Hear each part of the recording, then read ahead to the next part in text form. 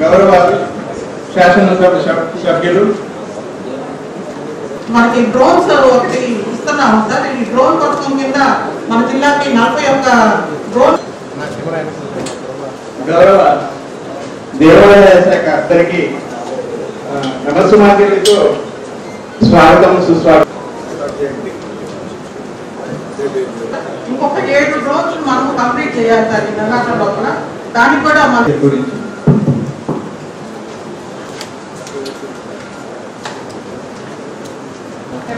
Sir దాంట్లో రైతులకు కావాల్సిన అన్ని సలహాలు సూచనలు అందిస్తున్నప్పటికీ మనకు 4500 ఎకరాలు కూడా ఆల్రెడీ స్టార్ట్ చేసాం సార్. మన వచ్చే సమస్యలు అనేది దాని మీద నేను ఎడ్యుకేషన్ డిపార్ట్మెంట్ గురించి కదా సార్. ఇది మిగతా విషయాలు ఇన్ని ప్రభుత్వ గౌరవ కలెక్టర్ గారు కూడా సందర్శించడం జరిగింది. అక్కడ అగ్రికల్చర్ అసిస్టెంట్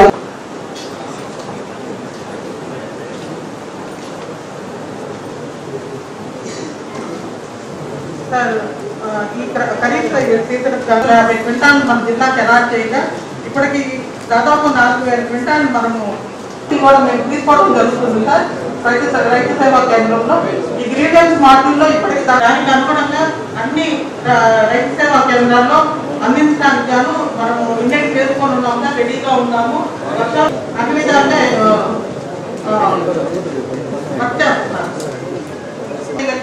అంత తొందరగా చేయడానికి ఆదేశాలు ఇవ్వడం జరిగింది సార్. అందరు స్టార్ట్ చేశారు. తర్వాత మనకి ప్రొక్యూర్మెంట్కి వచ్చేసరికి మనకి మన జిల్లాలో ఈ యొక్క యాక్టివిటీలో ఫీల్డ్ లెవెల్ నుంచి కూడా సజెషన్స్ తీసుకొని జనాల దగ్గర నుంచి కూడా సజెషన్స్ తీసుకొని మన కాన్స్టిట్యుయెన్సీ లెవెల్ యాక్షన్ ప్లాన్ కూడా చేయడం జరిగింది. సో ప్రతి ఒక్క district mission action plan unit it is headed by district incharge minister గారు.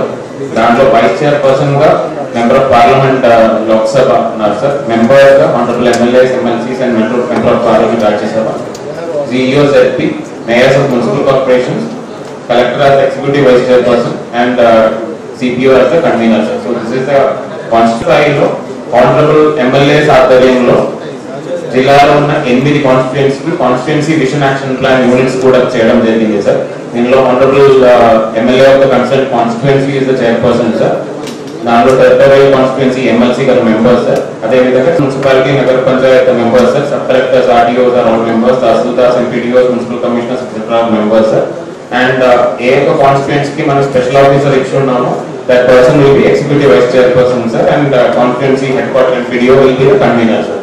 So the aim of this DVAP and CVAP is that sir, మనకు ప్రిపేర్ చేసిన యాక్షన్ ప్లాన్ బేస్ చేసుకొని ఆ ఒక కాన్స్టిట్యుయెన్సీది, ఆ ఒక జిల్లాది పూర్తిగా ఉన్న అభివృద్ధి కార్యక్రమాలు ముందుకు తీసుకెళ్ళాలి. అప్పుడప్పుడు దానికి సంబంధించిన మీటింగ్ కండక్ట్ చేసుకొని గైడెన్స్ ఇవ్వాలి. అదేవిధంగా మనం ప్లాన్ చేసుకున్న 15% growth rate, year on year growth rate achieve చేయాలని ఉద్దేశంతో ఈ యొక్క CVAP యూనిట్, DVAP యూనిట్ పెట్టడం జరిగింది సార్. దీంట్లో సార్ మనకు ఈ 2 లెవెల్స్ కాకుండా సార్ సచివాలయం స్థాయిలో కూడా సర్పంచ్ చైర్పర్సన్ తో లేదంటే వార్డ్ కౌన్సిల్ చైర్పర్సన్ తో కూడా ఒక యూనిట్ పెట్టడం జరిగింది. సో వీరికి సంబంధించిన supporting staff sir young professional అని చెప్పి ఆల్రెడీ స్టేట్ లెవెల్ నుంచి వాళ్ళు రిక్రూట్ చేసుకొని మనకు పంపిస్తారు సార్. దాట్ ఇంకా మనకు పంపలేదు. దాట్ ఆల్సో రిక్రూట్మెంట్ అయితే అయినాయి. Most probably they will be start functioning in 15 to 20 days sir. అదే కాకుండా సార్ మన జిల్లా స్థాయి నుంచి వార్డ్ సచివాలయం లేదంటే గ్రామ సచివాలయం నుంచి ఉన్న స్టాఫ్ ని తీసుకొని ప్రతి ఒక్క యాక్షన్ ప్లాన్ యూనిట్ కి ఒక టీమ్ కూడా ఇవ్వడం జరిగింది sir. So that at constituency level honorable MLAs can use the service of that team to monitor the activities of that action plan unit. అదే విధంగా కాన్స్టిట్యుయెన్సీ డెవలప్మెంట్ యాక్టివిటీస్ కొద్దిగా monitor చేసుకోవడానికి ఈ యొక్క సిస్టమ్ ని వాడుకోవచ్చు sir. So this is direction map sir. జిల్లాలో ఇప్పటి వరకు we have involved entire department sir.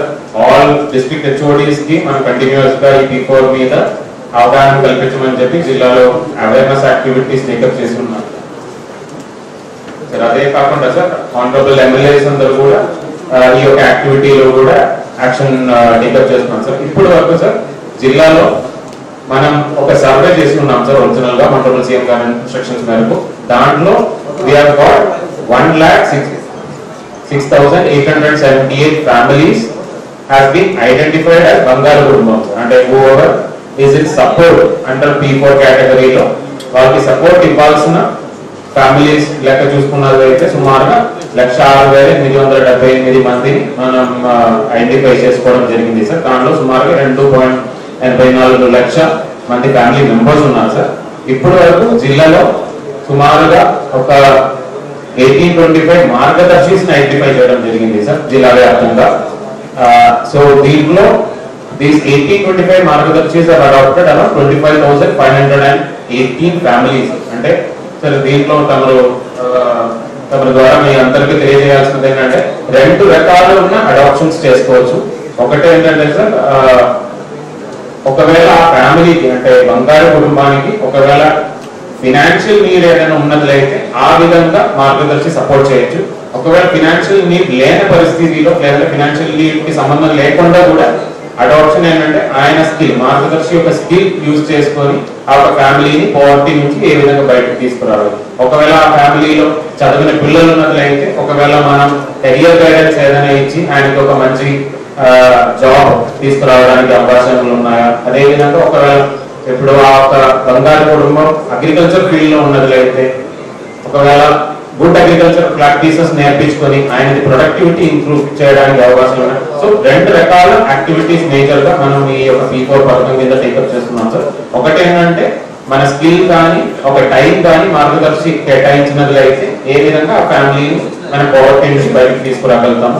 రెండో విషయం ఒకవేళ in terms of any kind of financial assistance ఒకవేళ ఆ ఫ్యామిలీకి ఏదైనా ఫినాన్షియల్ అసిస్టెన్స్ అవసరం వచ్చిన పరిస్థితి వాళ్ళిద్దరు మాట్లాడుకొని ఆ ఫినాన్షియల్ అసిస్టెన్స్ కూడా ఇచ్చుకొని ఆ ఫ్యామిలీని కొద్దిగా పావర్టీ నుంచి బయటకు తీసుకురావడానికి అవకాశం ఉంది. సో ఈ 2 రకాల ఇండివిజువల్ కేసెస్ లో మార్గదర్శులు బంగారు కుటుంబాలని హెల్ప్ చేసుకొని P4 పథకం కింద బయటకు తీసుకురావడానికి అవకాశాలు ఉన్నాయి సార్.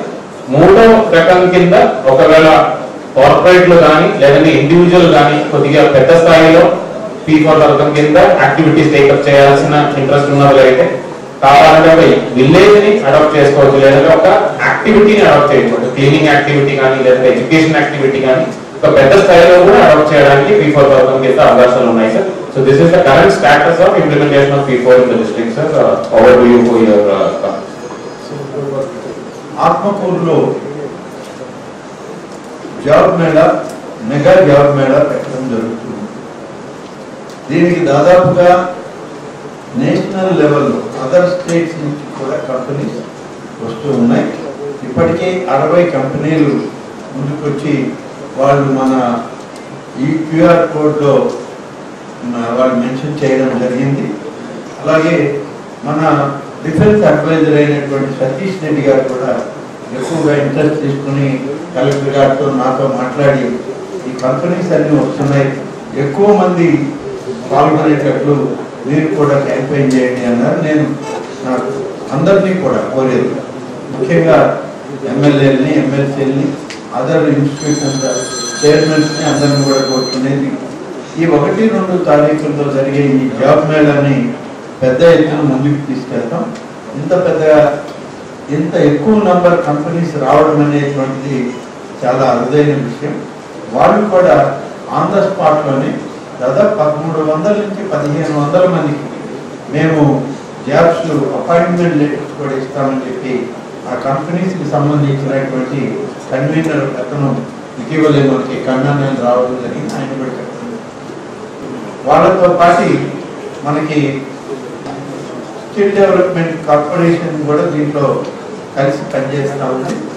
బీటెక్లో కూడా సాఫ్ట్వేర్ టెక్నాలజీలో కూడా దాదాపు 200 నుంచి 300 మందికి సాఫ్ట్వేర్ ఎంప్లాయీస్ కూడా మేము జాబ్స్ ప్రొవైడ్ చేయడానికి ఆ సాఫ్ట్వేర్ కంపెనీస్ కూడా వస్తున్నాయని చెప్పారు. సో మంచి వాతావరణంలో ఆత్మకూరులో ఈ మెగా జాబ్ మేళా జరుగుతుంది. దీనికి అందరూ సహకరించి ఎవరి ప్రాంతాల్లో ఎక్కడైనా సరే ఇది మన జిల్లాలో జరుగుతుంది కాబట్టి ఒక ఆత్మకూరే కాదు జిల్లాలోని అన్ని ప్రాంతాల నుంచి కూడా అక్కడికి వచ్చే అపాయింట్మెంట్స్ కావాలన్న వాళ్ళు దీనికి జాబ్ మేళాలో అటెండ్ అయ్యే వాళ్ళు ఎన్రోల్ చేసుకోవాల్సిందిగా నేను ఈ సందర్భంగా ఈ యొక్క డిఆర్సీ సమావేశంలో అందరినీ కోరుతూ మీడియాని కూడా నేను ఈ సందర్భంగా మార్కెట్లో ధాన్యం రేటు తక్కువగా ఉంది. సిఎంఆర్ ద్వారానే ఎక్కువ రేటు ఉంది. 19,000 చిల్లర అమౌంట్ ఈ రోజున సిఎంఆర్ ద్వారా ఒడ్లు కానీ పర్చేజ్ చేయడం జరిగితే రేటు బాగా గిట్టుబాటు ధర దొరికే అవకాశం ఉంది. ప్రభుత్వం పర్చేజ్ చేయడానికి కూడా అవకాశం ఉంది. అయితే ఇప్పటికి కూడా ఇంకా కూడా ఈ క్రాపింగ్ స్టార్ట్ కాలేదు. ఇప్పటికి ముఖ్యంగా నా కాన్స్టిట్యున్సీ కావలి కాన్స్టిట్యున్సీలో 1,25,000 ఎకరాల వరకు ఈరోజు వరిని సాగుబడి చేస్తున్నారు. ఈ కేవైసీ ఇప్పటికీ కూడా ఈ క్రాపింగ్ ఇంకా ప్రారంభించినందువల్ల రేపు పంటలు ఇంకొక నెల రోజులు లేదా నెల 12 రోజుల లోపల వరిపోసే పరిస్థితి వస్తుంది. కాబట్టి ఈ క్రాపింగ్ ఇమీడియట్లీ ప్రారంభించాలని చెప్పి సందర్భంగా తెలియజేస్తున్నా. దీంట్లో ఈ సచివాలయ ఎంప్లాయీస్ సంబంధించినటువంటి అగ్రికల్చర్ అసిస్టెంట్స్ కొరవున్న కారణాల వల్ల చాలా మందిని పక్క జిల్లాకు ట్రాన్స్ఫర్ చేయడం జరిగింది. ఈ జిల్లాలో పనిచేసేటువంటి వాళ్ళు తిరుపతి జిల్లాకు ట్రాన్స్ఫర్ చేసినందువల్ల 50-50 రేషియో పంచుకున్నందువల్ల ఇక్కడ పనిచేసినటువంటి ఉద్యోగస్తులందరినీ కూడా తిరుపతి జిల్లాకు మార్చినందువల్ల ఈ జిల్లాలో గ్రామాల్లో సచివాలయ పరిధిలో అగ్రికల్చర్ అసిస్టెంట్ కొరత ఎక్కువగా ఉంది. ఆ కొరత ఉన్న కారణాన ఈ రోజున ఈ క్రాపింగ్ చేయడం చాలా ఇబ్బందికరంగా కూడా ఉంటుంది. లేని పక్షంలో వాళ్ళు నచ్చినట్టుగానే రాయడం జరుగుతుంది. ఎందుకంటే ప్రతి ల్యాండ్ దగ్గరికి సందర్శించాలి అంటే వాళ్ళకు ఉన్నటువంటి యాప్ ప్రకారం మినిమం 50 మీటర్ల డిస్టెన్స్ లోనే కవర్ అవుతుంది.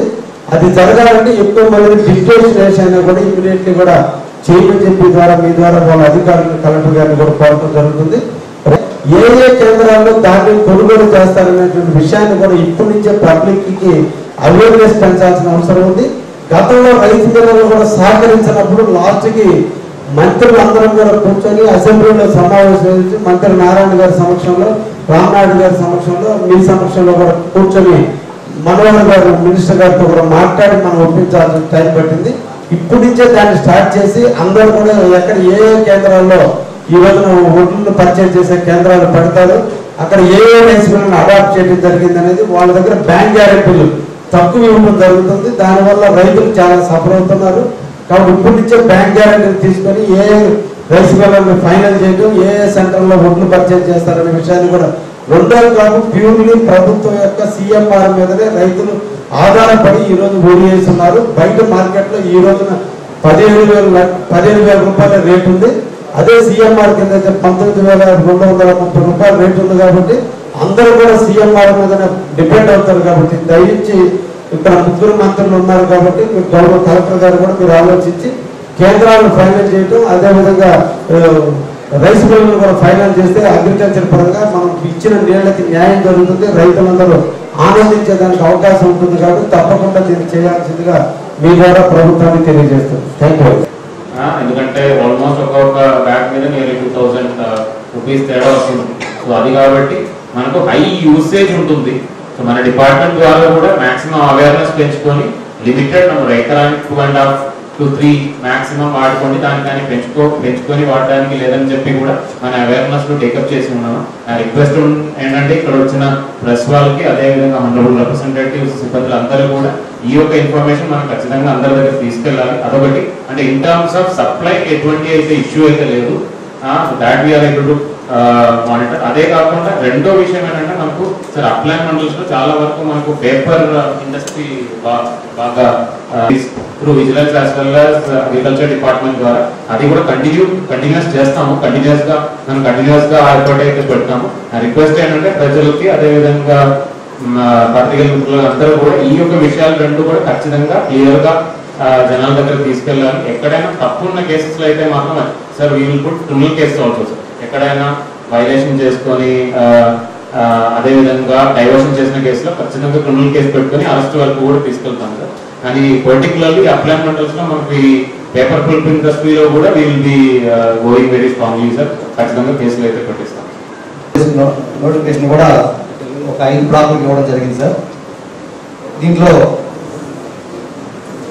గతంలో జీవో నెంబర్ 66 ద్వారా కూడా అదే రామాయపట్నం పోర్టు కింద 5,148 ఎకరాల అక్విజిషన్ చేసి దాంట్లో ఇండోసోల్ కంపెనీ తీసుకురావాలనే ఉద్దేశంతో అక్కడ జీవో నెంబర్ 66 కానీ 112 కానీ ఇవ్వడం జరిగింది. అందరికి కూడా తెలిసిన విషయం, కలెక్టర్ గారికి కానీ మంత్రి గారికి కానీ అంటారు.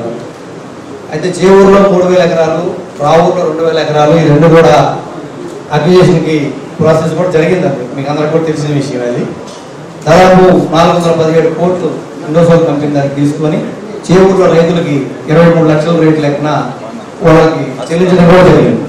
చేవూరు రావూరు 2 పంచాయతీల్లో వాళ్ళు ఇండోసోల్కి భూములు ఇవ్వడానికి ఒప్పుకొని అప్పుడు కానీ మళ్ళీ జనవరిలో బీపీసీఎల్కి జీవో ఇచ్చేసి 13 బీపీసీఎల్కి ఇచ్చింది 3/1/2025 ఇచ్చారు 6,000 ఎకరాలు కావాలని చెప్పని. ఇప్పుడు అక్కడ ప్రాబ్లం ఏంటంటే చేవూరు రావూరులో మేము కూడా వెళ్ళి మధ్యాహ్నంలో వాళ్ళ ఒపీనియన్ కూడా అడిగాం. వాళ్ళు ఇండోసోల్కి ఇవ్వడానికి మాకు ఎటువంటి అభ్యంతరం లేదని మీ దృష్టికి కూడా కలెక్టర్ గారికి కూడా చెప్పామని చెప్తా ఉన్నారు. కానీ కరేడు విషయానికి వచ్చేటప్పటికి కొన్ని సమస్యలు ఉన్నాయి. ఎందుకంటే ప్రధానంగా అక్కడ వచ్చేటప్పటికి ఆ గ్రామం పూర్తిగా వ్యవసాయం మీద ఆధారపడి ఉండే గ్రామం అది. ఆ గ్రామంలో అందరూ కూడా వ్యవసాయ కూలి పనులు ఎక్కువ చేసుకొని బతికే వాళ్ళు. మీ దృష్టికి ఆ గ్రామంలో ఉన్న ప్రాబ్లం తీసుకొస్తా ఉన్నాను.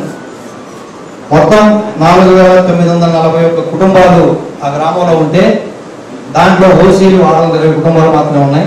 2,352 కుటుంబాలు బీసీలు ఫిషర్మెన్స్ కావచ్చు, బీసీ అదర్ కమ్యూనిటీస్ కానీ ఉన్నాయి అక్కడ. అలాగే ఎస్సీ కమ్యూనిటీలు 533 కుటుంబాలు ఉంటే ఎస్టీలు 1436 కుటుంబాలు ఉన్నాయి సార్. వాళ్ళల్లో 4,940 కుటుంబాల్లో భూమి అసలు పూర్తిగా లేని వాళ్ళు 2,919 కుటుంబాలకి 1 సెంటు భూమి కూడా లేదు సార్. వాళ్ళు ఇబ్బంది పడతా ఉన్నారు. రెండోది 2,022 కుటుంబాలకు భూమి ఉంటే ఆ 2,022 కుటుంబాల్లో కూడా ఎకరా పైన భూమి ఉండేవాళ్ళు కేవలం 500 కుటుంబాలే ఉన్నాయి సార్. ఆ పంచాయతీ మొత్తం మీద 1,500 కుటుంబాలకు కూడా 20 సెంట్లు, 30 సెంట్లు, 40 సెంట్లు, 50 సెంట్లు భూమి ఉన్న పరిస్థితి ఉంది. కానీ ఇక్కడ ప్రధానమైన సమస్య ఏంటంటే ఏదైతే 10% మంది రైతులకు భూమి ఉందో ఆ గ్రామంలో వాళ్ళ యొక్క భూముల మీద ఆధారపడి ఈ 4,500 కుటుంబాలు ఆధారపడి కూలి పనులు చేసుకొని వ్యవసాయం పనులు చేసుకొని అక్కడ జీవనం సాగించాలని పరిస్థితి వచ్చింది సార్. ఇప్పుడు మనం ల్యాండ్ అక్విజిషన్ చేసినందువల్ల ఈ 500 కుటుంబాల భూమి అక్వైర్ చేస్తే 4,500 కుటుంబాలకి పని కోల్పోయేద్దని చెప్పి వాళ్ళు భయపడతా ఉన్నారు. అక్కడ ప్రధానంగా ఎస్టీలకు అయితే ఎవరికి కూడా సెంటు భూమి లేదు. దాదాపు 15,000 కుటుంబాలు అంటే 6,000 జనాభా ఎస్టీలు యానాదుల గ్రామంలో ఆ పంచాయతీలో ఉన్నారు. వాళ్ళందరూ ఉపాధి కోల్పోయే పరిస్థితులు చేస్తుందని చెప్తా ఉన్నారు. రెండోది ఫిషర్మెన్స్ కూడా వాళ్ళు మార్నింగ్ సముద్రంలో బయటకు వెళ్ళి ఈవినింగ్ వచ్చేసి వాళ్ళు వ్యవసాయం చేసుకొని వాళ్ళకి 365 రోజులు అక్కడ పని దొరుకుతా ఉంది సార్. ఆ పంచాయతీలో ప్రతి కుటుంబానికి వాళ్ళు ఏం చెప్తా ఉన్నారంటే మాకు ఇక్కడి నుంచి బయటికి పంపిస్తే ఇటు కావల్ సైడ్ వెళ్ళాలన్నా కందుకూరు సైడ్ వెళ్ళాలన్నా 20-30 కిలోమీటర్లు దూరం వెళ్ళాలంటే మాకు అక్కడ మంచినీళ్ళు కూడా దొరికే పరిస్థితి లేదు. మాకు వ్యవసాయం 3 పంటలు పండుతూ ఉన్నాయి. వాళ్ళు చాలా ఇంపార్టెంట్ విషయం ఏంటంటే యానాదులు అయితేనేమో ఏడులోకి వెళ్తారు వేట కోసం, పల్లెకారులు అయితే సముద్రంలోకి వెళ్తారు. ఇలా అక్కడ జీవన విధానాన్ని ఆ పంచాయతీలో ఉన్న జీవన పరిస్థితుల్ని అవగాహన తీసుకొని దాన్ని మీరు ఇంకొకసారి రీథింక్ చేసి ఆ గ్రామంలో ల్యాండ్ అక్విజిషన్ వల్ల ఇన్ని కుటుంబాలు ఇబ్బందులకు గురవుతున్నాయా లేదా అసలు వాస్తవ పరిస్థితులు లేదని గ్రహించి దాన్ని ఇంకొకసారి ఆ జీవోని ఇంప్లిమెంట్ చేయాలా లేదా లేదంటే ఏం చేయాలో ఒకసారి ఆలోచించవలసిందిగా మీ దృష్టి తీసుకొస్తా ఉన్నాను సార్. అదే 4,000 మంది ఉన్నారు సార్. మన ల్యాండ్ ఎక్విజిషన్ లో కవర్ అయిన ఎక్స్టెండ్ మన 5 నోటిఫికేషన్ ఇచ్చాం సార్. 5 నోటిఫికేషన్ ఓన్లీ 4,800 ఎకరాలు మాత్రమే సార్. సో మిగిలిన ఎక్స్టెండ్ ఏవి కూడా మన ల్యాండ్ ఎక్విజిషన్ లో తీసుకోవట్లేదు. అది కూడా sir with in that revenue village లో కూడా ఏవైతే ల్యాండ్లు చాలా తక్కువ పంట పండిస్తున్నారు. ఎందుకంటే ఇప్పుడు ఆనరబుల్ మెంబర్ కూడా చెప్పారు ఏంటంటే లైవ్లీహుడ్ ఎటువంటి ఎఫెక్ట్ కాకుండా మేజర్ గా అక్కడ ఫిషర్మెన్ విలేజ్ ఉన్నా కాబట్టి ఫిషర్మెన్ వృత్తికి ఎటువంటి ఇబ్బంది లేకుండా మనం యాక్సెస్ టు సీ అంటే అక్కడ బకింగ్హామ్ కెనాల్ పోతుంది సార్ కరేడు విలేజ్ నుంచి. దానికి 2 సైడ్ లో ఉన్న ల్యాండ్స్ ఎటువంటి మనం తీసుకోవట్లేదు సార్. విచ్ ల్యాండ్ మనం తీసుకున్నది ఆల్మోస్ట్ రోడ్ కి దగ్గర ఉన్న తక్కువ అంటే మనకు బకింగ్హామ్ కెనాల్ కి అవతల వైపు సుమారుగా 3 పంటలు పండించిన భూములు ఉన్నాయి సార్. అవేమి మనం టేకప్ చేయట్లేదు. అదే కాకుండా ఫిషర్మ్యాన్ కి వాళ్ళు సుమారుగా సార్ 19 హ్యాబిటేషన్స్ ఉన్నాయి సార్ కరేడ్ లో. ఈ 19 హ్యాబిటేషన్స్ లో 14,000 మంది ఉన్నారు. దాంట్లో 16 హ్యాబిటేషన్ అసలు మనం టచ్ చేయట్లేదు సార్. ఆ 16 హ్యాబిటేషన్ లో కూడా దగ్గర ఉన్న భూమిలో కూడా ఏమి మనం టచ్ చేయట్లేదు. ఓన్లీ ఒక 3 హ్యాబిటేషన్ సార్. 3 హ్యాబిటేషన్ లో 300 కుటుంబాలు ఉన్నారు సార్. సుమారుగా ఒక 1000 మెంబర్స్ ఉంటారు. వాళ్ళకి మాత్రం అంటే మేజర్ గా ఫ్యాక్టరీ ఏరియా సెంటర్ లో వస్తున్నా కాబట్టి ఆ 3 హ్యాబిటేషన్స్ మాత్రం మనం షిఫ్ట్ చేయాల్సిన అవసరం వస్తుంది. అది కూడా సార్ వాళ్ళతో మాట్లాడుతున్నాం సార్. ఆనరబుల్ ఎమ్మెల్యే గారు కూడా మాట్లాడాను, మన ప్రభుత్వ సిబ్బందులు కూడా అందరూ మాట్లాడాను. సో మాట్లాడిన తర్వాత సార్ వాళ్ళకి ఏ లొకేషన్ నచ్చుతాయి అంటే what is their priority, what is their interest అని చూసుకొని వాళ్ళకి ఒకవేళ నేషనల్ హైవేకి దగ్గర బాగా విలువైన ఏరియాలో రీహాబిలిటేషన్ కావాలి అంటే ఆ ఏరియాలో కూడా రీహాబిలిటేషన్ ఇవ్వడానికి మనం ప్రభుత్వ సైడ్ నుంచి సిద్ధంగా ఉన్నాం సార్. సో ఎక్స్టెండ్ వైస్ అయితే మాత్రం ఆనరబుల్ మెంబర్ గారు చెప్పినట్టు అంత ఎక్స్టెండ్ అయితే మనం తీసుకోవట్లేదు. కొంచెం డ్రైనేజ్ రోడ్లు పరిస్థితుంటే మేము గౌరవ ముఖ్యమంత్రి గారికి అలాగే కలెక్టర్ గారి దృష్టి తీసుకొచ్చి ఎన్ని కూడా కంప్లీట్ చేయడం జరిగింది. అదేవిధంగా 16 గ్రామాలు ఏవైతే మొత్తం పల్లె ప్రాంతాలు మన సముద్రం ప్రాంత ప్రజలు కూడా గౌరవ కలెక్టర్ గారికి మేము చెప్పడం సార్ ఈ ప్రాంతంలో వాళ్ళకి మునిగిపోయే పరిస్థితి ఉందంటే గౌరవ కలెక్టర్ గారు కూడా ప్రభుత్వం దృష్టి తీసుకోబోయిన తర్వాత 4,800 ఎకరాలకే ఏవైతే 5 PL ఇచ్చారో అవే తీసుకుంటామని చెప్పి గౌరవ కలెక్టర్ గారు కూడా ప్రశ్న చెప్పడం. పెంచేందుకు మనకి పచ్చి రొట్టె ఎరువులైన జీలక జనుము పిల్లి పెసర రైతులు ఎక్కువగా అడుగుతున్నందువలన వాళ్ళందరికీ కూడా అవి కొంచెం ఎక్కువగా ఇవ్వాలని మా కాన్స్టిట్యున్సీలో నేను కోరుకుంటున్నాను. అలాగే అన్నదాత సుఖీభవ రాబోయే రోజుల్లో మనం ఈ పథకం ద్వారా ప్రతి రైతుకి కుటుంబానికి 20,000 లెక్కన అందించడం జరుగుతుంది. సుమారు 18,000 రైతు కుటుంబాలు దీని ద్వారా కొవ్వూరు కాన్స్టిట్యున్సీలో లబ్ధి పొందబోతున్నాయి. కానీ ఇందులో కొన్ని వెట్ ల్యాండ్ లో లేని రైతులు అగ్రిమెంట్ ల్యాండ్ లో వారికి CGFS ల్యాండ్ లో సాగు చేసుకునే రైతులకు కూడా ప్రయోజనం చేకూరేలాగా చూడాలని చెప్పి మిమ్మల్ని అందరినీ కోరుకుంటున్నాను. అదేవిధంగా ఆధార్ లింక్ చేసుకున్న వల్ల చాలా మంది రైతులకు అన్నదాత సుఖీభవ రావడానికి వీలు లేకుండా పోయింది కొవ్వూరు కాన్స్టిట్యున్సీలో. అది కూడా రాబోయే రోజుల్లో కొంచెం ఇప్పుడు కానీ మనము రైతులు రెవెన్యూ అధికారులు అందరూ కలిసి దాన్ని సమన్వయపరచుకొని దాన్ని ముందుకు తీసుకెళ్తే కనీసం రెండోసారి రేపు అక్టోబర్లో రాబోయేదన్నా వాళ్ళకి అందుతుందని చెప్పి రైతుల పక్షాన నిలిచి గవర్నమెంట్ కొంచెం పనిచేయాలని చెప్పి కోరుకుంటున్నాను. అదేవిధంగా ఈరోజు మనం ప్రతి దగ్గర కూడా మనకి రైతులకి అధికారులు అందుబాటులో ఉండాలని, వాళ్ళకి యూరియా అందక చాలా ఇబ్బందులు పడుతున్నారు. మనం 2 రోజులకు ఒకసారి కాల్ చేయాల్సి వస్తుంది, యూరియా అక్కడ లేదు ఇక్కడ లేదని. ప్రతి మండలంలో కూడా యూరియా వచ్చేటట్టు మీరు చేయాలని చెప్పి కూడా నేను కోరుకుంటున్నాను. అదేవిధంగా ప్రాథమిక వ్యవసాయ సంఘాల ద్వారా గతంలో మనం ప్రభుత్వం కొనుగోలు చేసినటువంటి ధాన్యానికి సంబంధించి కమిషన్ సంఘాలకు ఇంకా ఇవ్వనందున వాళ్ళు ధాన్యం కొనుగోలు సిబ్బంది జీతాలు చెల్లించడానికి కూడా చాలా ఇబ్బంది పడుతున్నారు. కోవూరు నియోజకవర్గంలో సుమారు 8,63,00,000 ఇంకా పెండింగ్ లో ఉన్నాయి. అందులో ప్రస్తుతం పంట మనకి అందరూ సీజన్ ప్రారంభం అవుతున్నందువలన దీనివల్ల వాళ్ళకి ఈ కమిషన్లు త్వరలో అందజేస్తే రాబోయే రోజుల్లో ధాన్యం కొనుగోలుకి వాళ్ళకి బాగుంటుందని చెప్పి కూడా కోరుకుంటున్నాను. ధన్యవాదాలు. దాన్ని మనం స్పెషల్ డ్రైవ్ కింద ప్రతిరోజు మన జేసీ గారు తహసీల్దార్ తోటి అగ్రికల్చర్ ఆఫీసర్ తోటి ఈ ఆధార్ లింకేజ్ లేని వాళ్ళకి లింకేజ్ చేయిస్తాము. ఇంకేదైనా ల్యాండ్ ఇష్యూస్ ఉంటే అది కూడా మనము సాల్వ్ చేయడానికి మన తహసీల్దార్కి ఇన్స్ట్రక్షన్స్ ఇవ్వడం జరిగింది సార్. రైతుల్ని మనం మొబిలైజ్ చేస్తున్నాం సార్. ఎవరైనా ఫ్యామిలీలో డెత్ చాలా నష్టపడతారు. మాక్సిమం వాటి మీద కాన్సన్ట్రేట్ చేసి 100% వచ్చేటట్టు చూసుకోవాల్సిన అవసరం ఉంది కలెక్టర్ గారు. కరెక్ట్ గారు ఈ కార్యక్రమం లిస్ట్ లో రాలేని వాళ్ళు ఎవరైనా ఉన్నట్లయితే ఆ లిస్ట్ లో ఆ డిఫెన్స్ మొడ్యూల్ లో మనం సచివాలయం ద్వారా రేస్ చేసినట్లయితే we are ready to clear. Already మనం ఇప్పుడు చూస్తే మనం PM కిసాన్ కింద 1,68,000 మాత్రమే ఇంతకు ముందు మన నంబర్ ఉండేది. కానీ ఇప్పటికే మన అన్నదాత సుఖీభావలో సుమారుగా 1.9 lakhs పైన 1.98 lakhs వరకు రైతుల్ని కవర్ చేసాము. సుమారుగా PM కిసాన్ కి కంపేర్ చేస్తే 30,000 అదనంగా రైతుల్ని మనం కవర్ చేయగలిగాము ఈ అన్నదాత సుఖీభావ స్పెషల్ డ్రైవ్ తో. అంటే ఇంకా కూడా ఆనరబుల్ సర్వేపల్లి ఎమ్మెల్యే గారు చెప్పినట్టు, కోవూరు ఎమ్మెల్యే గారు చెప్పినట్టు ఒకవేళ ఉన్న పరిస్థితిలో అయితే ప్రెస్ వాళ్ళ ద్వారా కూడా నా రిక్వెస్ట్ ఏంటంటే దయచేసి సచివాలయం స్థాయిలో మనం ఈ గ్రీవెన్స్ నమోదు చేయడానికి అవకాశం అయితే ఇచ్చున్నారు. దయచేసి ఆ సచివాలయంలో గ్రీవెన్స్ నమోదు చేసినట్లయితే ఆ వర్క్ ఫ్లో ద్వారానే వెబ్లాండ్ కరెక్షన్ కానీ లేదంటే ఆధార్లో కానీ ఏదైనా ఇష్యూస్ ఉన్నట్లయితే ఖచ్చితంగా సార్ట్అవుట్ చేసుకొని వాళ్ళు కూడా ఆల్రెడీ మనకు వచ్చిన 2,000 గ్రీవెన్స్ లో 99% మనం ఆల్రెడీ సార్ట్అవుట్ చేసుకొని ఐదర్ అడిషన్ ఆర్ రిప్లై ఇవ్వడం జరిగింది. సో దయచేసి ఈ ఫైనల్ డేట్ అంటే ఒరిజినల్ గా 23rd అన్నారు, అయినా కానీ ఈ రోజుకి ఇంకా క్లోజ్ చేశారని చెప్పి స్టేట్ లెవెల్ నుంచి కూడా ఎటువంటి ఇన్ఫర్మేషన్ అయితే లేదు. సో అది కాబట్టి ఇది కంటిన్యూ అవుతుంది. సో లాస్ట్ డేట్ ఏమైతే ఉన్నాయో మళ్ళీ ప్రెస్ ద్వారా ఒకసారి అందరికి తెలియజేస్తాము. సో దయచేసి అందరూ కూడా ఈ గ్రీవెన్స్ ఏదైనా ఉన్న పరిస్థితిలో సచివాలయంలో నమోదు చేయాలని కోరుకుంటున్నాం.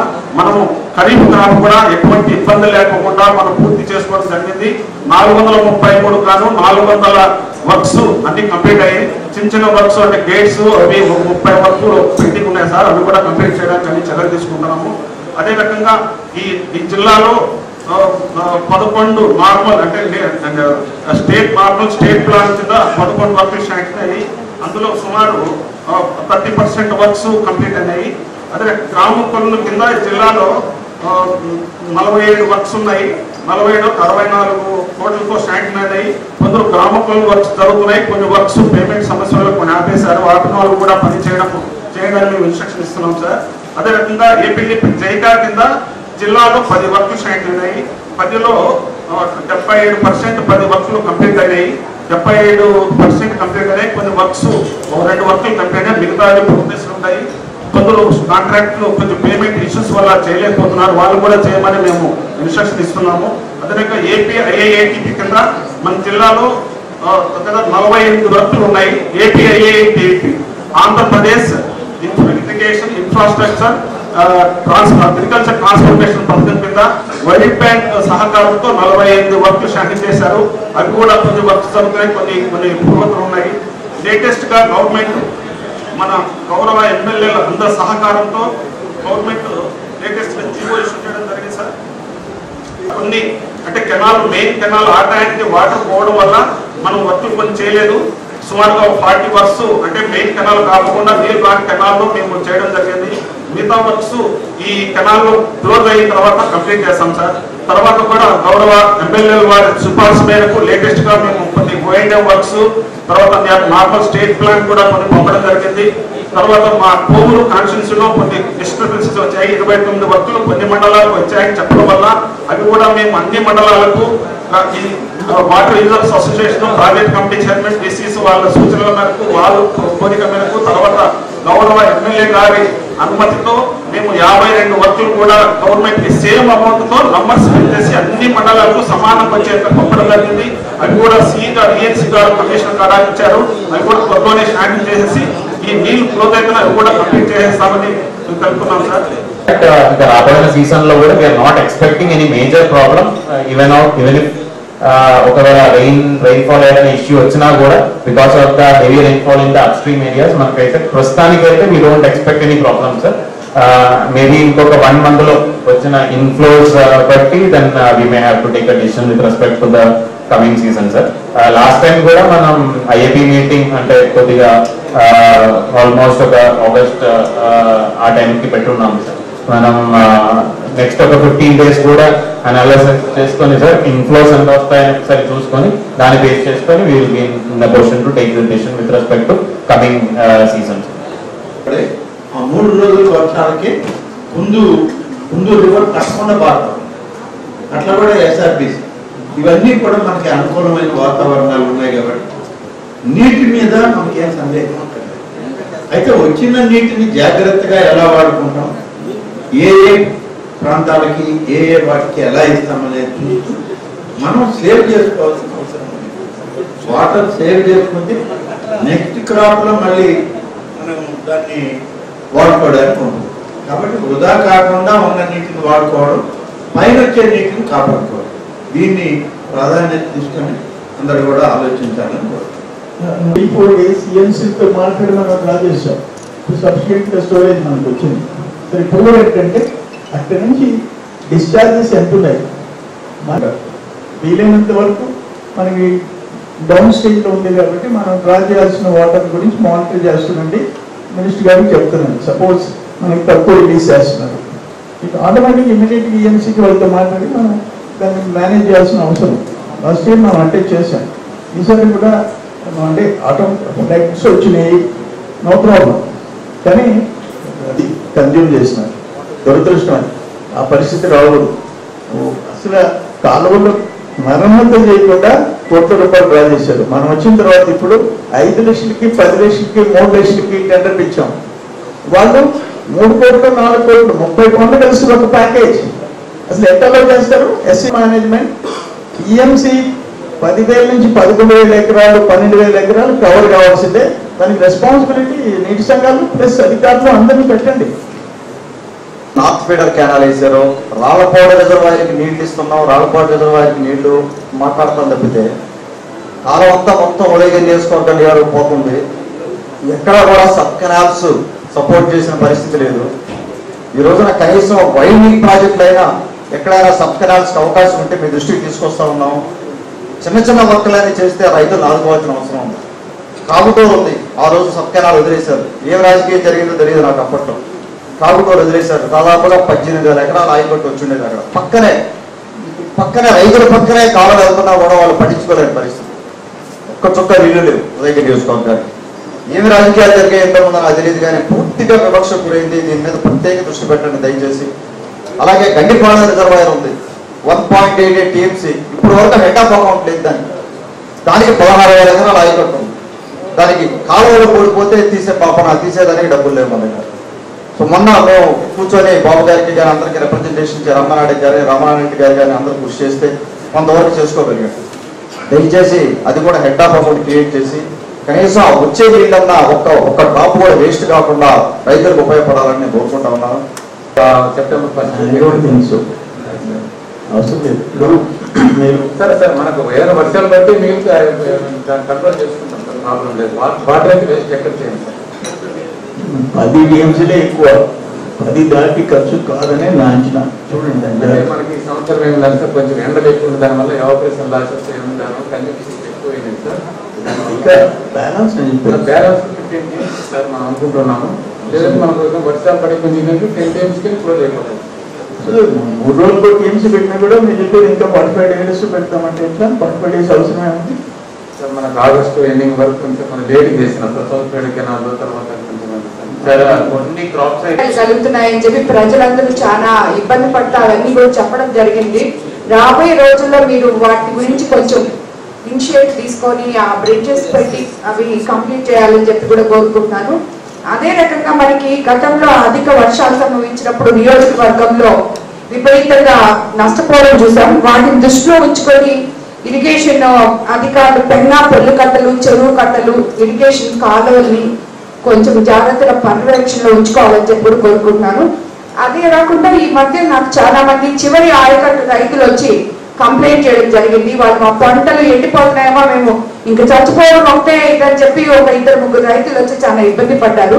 నేను ఎవరికి నీళ్లు వదలద్దు అని చెప్పను, కానీ మీకు అందరికీ తెలుసు కోవూరు కాన్స్టిట్యున్సీలో ఎన్ని ఎకరాలు సాగులో ఉన్నాయో. మొదటి నుంచి చివరి ఆయకట్టు వరకు ప్రతి రైతుకి మధ్యలో ఎక్కడ ఎటువంటి అంతరాయాలు జరగకుండా ఈ గేట్లు తీయడము, ఎత్తడము ఇట్లాంటివన్నీ చేయకుండా చివరి ఆయకట్టు వరకు ఇరిగేషన్ అధికారులు మన DC చైర్మన్ తో కానీ మిగతా వాళ్ళందరితో కూడా కలిసి పనిచేసి దాన్ని క్రమబద్ధంలో చివరి ఆయకట్టు వరకు ప్రతి ఒక్కరికి నీళ్లు అందాలని చెప్పి నేను కోరుకుంటున్నాను. అదేవిధంగా మీకు అందరికీ తెలిసి ఇంతకు ముందే మన కనిగిరి రిజర్వాయర్ గేట్లు చాలా పోయున్నాయి. దాన్ని కూడా మరమ్మతులు చేయకపోతే రాబోయే రోజుల్లో మనం చాలా కష్టపడాల్సి వస్తుంది వాటికి.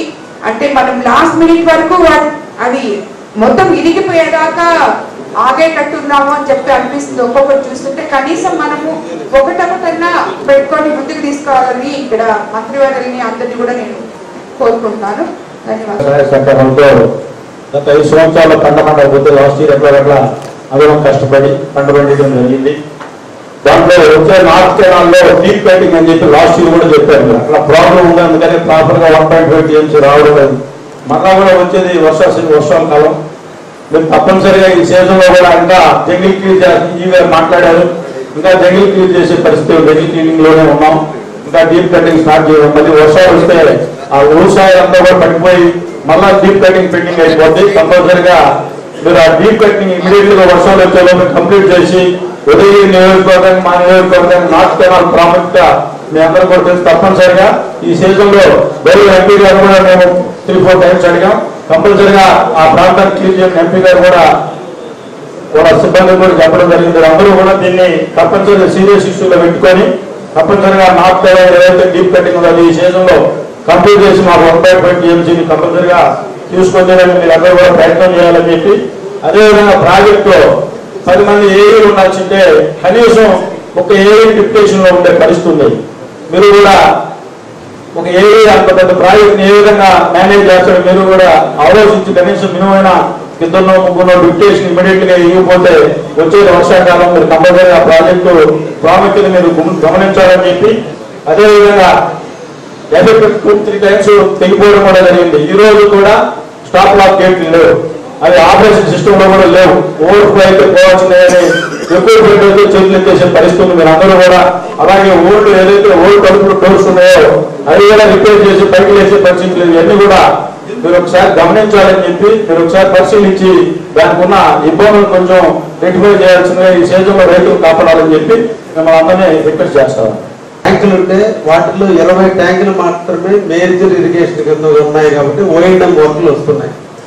మైన్ ఇరిగేషన్ కింద ఈరోజు ట్యాంకులు డెవలప్ చేయని కారణాల ఎక్కడికక్కడ స్లూయిస్లు కానీ అవన్నీ కూడా డ్యామేజ్ అయిపోతే, ముఖ్యంగా మా కావలి ట్యాంకు వర్షాలు బాగా వచ్చి చెరువంతా నిండిన తర్వాత స్లూయిస్ పడిపోతే లోపల పక్క ఇంజిన్లు పెట్టి రైతులకి మేము నీళ్లు పొందించాం. కానీ ఇప్పటికి మైన్ ఇరిగేషన్ సంబంధించినటువంటి ఫండ్స్ తెచ్చుకోవడంలో మనం డిపార్ట్మెంట్ వారు కొంచెం అలసత్వంగా ఉంది. దయించి అంటే సీజన్ మళ్ళీ స్టార్ట్ కాబోతుంది కాబట్టి మైన్ ఇరిగేషన్ సంబంధించినటువంటి ఓఎండ్ఎం వర్క్స్ మీద కొంచెం కాన్సన్ట్రేట్ చేస్తే బాగుంటుంది అనేది నా అభిప్రాయం. రెండోది గౌరవ కలెక్టర్ గారు ఎన్ఆర్జీఎస్ కింద కాలువలు పెడతామని చెప్పారు, అది చాలా మంచిది. దాన్ని ఇమీడియట్లీ కానీ బిగిన్ చేపిస్తే చాలా ప్రాంతాల్లో చాలా కాలంలో అభివృద్ధి చెందడానికి అవకాశం ఉంటుంది. ఇంకొకటి మేజర్గా మాకు కావలి కాలువ సోమసర వాటర్తో ఉంటుంది. మిగతా సంగం రిజర్వాయర్ దగ్గర సౌత్ ఫీడర్ కెనాల్ కావచ్చు, లేదంటే సర్వేపల్లి కెనాల్ కావచ్చు, లేదంటే కటిగిరి రిజర్వాయర్, ఇవంతా కూడా వాటర్ అలికేషన్ అంతా కూడా సెంట్రల్ డివిజన్ కింద రెగ్యులేటర్ నడుస్తుంది. కావలి కాలువ సోమసర వాళ్ళ కింద రెగ్యులేటర్ నడుస్తుంది. వీళ్ళిద్దరి మధ్య కోఆర్డినేషన్ కారణాల వల్ల కావలి కాలువకు నీళ్లు వచ్చే దాంట్లో కొంత అలసత్వం వస్తుంది. కాబట్టి సంఘం దగ్గర మాకు సపరేట్ గా రెగ్యులేటర్ ఏర్పాటు చేయమని చెప్పి మేము ఈ సందర్భంగా తెలియజేస్తున్నాం. దాని మీద కూడా మీరు చెప్పాల్సిందిగా మిమ్మల్ని అడుగుతున్నాం. అదేవిధంగా డిఎం ఛానల్ ఈరోజు నేను ఎమ్మెల్యే అయిన తర్వాత మన ప్రభుత్వం వచ్చిన తర్వాత ఇమీడియట్లీ ప్రారంభించాం. దాదాపు 14 కోట్ల వర్క్ కూడా పూర్తయింది. డిఎం ఛానల్ కానీ పూర్తయితే డిఎం ఛానల్ కింద ఇవ్వాల్సినటువంటి వాటర్ ని కావలి కాలువ ద్వారా 1 టీఎంసీ ఇస్తున్నారు. డిఎం ఛానల్ ద్వారా ఇవ్వడం కారణాల వల్ల డిఎం ఛానల్ కింద ఇస్తే కనిగిరి రిజర్వాయర్ నుంచి డిఎం ఛానల్ నీళ్లు వస్తాయి కాబట్టి మన రైతులకు 12,000 ఎకరాలకి ఈరోజు నీళ్లు అవకాశం ఇబ్బంది లేకుండా ఉంటుంది. కావలి కాలం ఇస్తున్నందువల్ల కావలి కాలం కెపాసిటీ లేని కారణాల వల్ల 1 టీఎంసీ కావలి కాలం రైతులు నష్టపోతున్నారు. కాబట్టి దాని వల్ల డిఎం ఛానల్ కూడా ఇమీడియట్లీ ఆ కాంట్రాక్టర్ పిలిచి ఇమీడియట్లీ అతని చేత పని చేయించండి చెప్పి మీ ద్వారా కూడా నేను కోరుకుంటున్నా. ఇంకొక విషయం, నేను ఎమ్మెల్యే కానించి గౌరవ కలెక్టర్ గారిని, చైర్మన్ గారి, మిమ్మల్ని, మంత్రుల్ని, ఇరిగేషన్ అధికారులందరూ కూడా అడుగుతున్నా, నెల్లూరు పట్టణం బాగా అభివృద్ధి చెందిన తర్వాత ఇక్కడ ఉన్నటువంటి ల్యాండ్ అగ్రికల్చర్ ల్యాండ్ అంతా నాన్ అగ్రికల్చర్ అయిపోయినందువల్ల సర్వే చేస్తే దాదాపు 60,000 ఎకరాలు ఈరోజు నాన్ అగ్రికల్చర్ గా మారి సోమశిల కింద ఆయిల్ కట్టు తగ్గిపోయింది. ఫస్ట్ ఇన్ ఫస్ట్ అవుట్ కింద ఎక్కడైతే ముందు ఆయిల్ కట్టు ఉందో ఆయిల్ కట్టు తగ్గిన దగ్గర రెండో అవకాశం ఎవరికి ఇవ్వాలంటే నెక్స్ట్ హక్కుదారులైనటువంటి కావలి కాలం వాళ్ళకి ఇవ్వండి అని చెప్పి మేము అడగడం కూడా జరిగింది. దానిలో ఇప్పుడు కూడా ఇంకా చేయలేనటువంటి సందర్భంగా మిమ్మల్ని కోరుకుంటున్నా.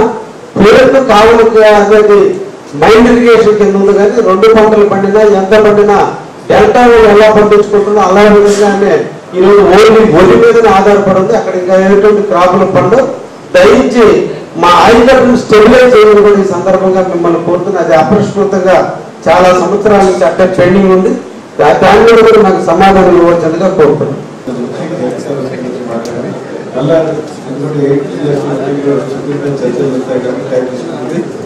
సోమిరెడ్డి గారు, మంత్రి గారు, మన నారాయణ రెడ్డి గారు, మన